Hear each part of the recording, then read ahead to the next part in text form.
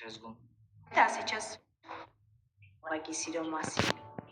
Նրանց գրչի տակ յուրաքանչյուր զգացմունք վերածվում է ավելի վեհ, ավելի կարևոր ինչ-որ մի բանի։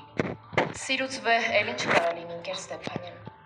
Եթե կա սեր, էլ ավելի ինչ փնտրել։ Ես համաձայն եմ։ Սերը ինքնին այնքան վեհ է, այնքան մեծ է ու այնքան շատ, որ ինչ էլ գրես, միևնույն է չես կարա ասես այն, ինչ որ իրականում զգում ես։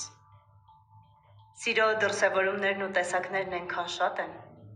Սերը միանշանակ հասկանալ պետք չի։ Դրա գույները բազմազան են։ Դրա համար էլ ոչ մի պոետի գրածը նման չի մեկ ուրիշի գրածի։ Ես կարծում եմ սերը որպես այդպիսին նույնն է։ Ինքը մի ձև ունի։ Ուղղակի ամեն մարդու մեջ ստանում է այն տեսքը, ինչը իրոք ունի։ Օրինակ, մեկի ձեռքում սերը դառնում է ավելի սիրուն։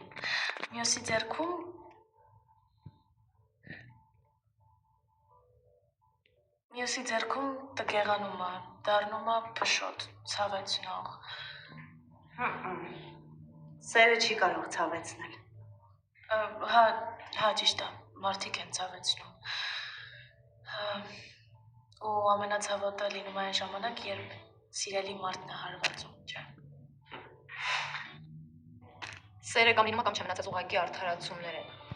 Ես համաձայն եմ Շաքիի հետ։ Չի կարա սերը մի դեպքում լինի գեղեցիկ ու հոգատար, իսկ մյուս դեպքում նեղացնող ու կոպիտ։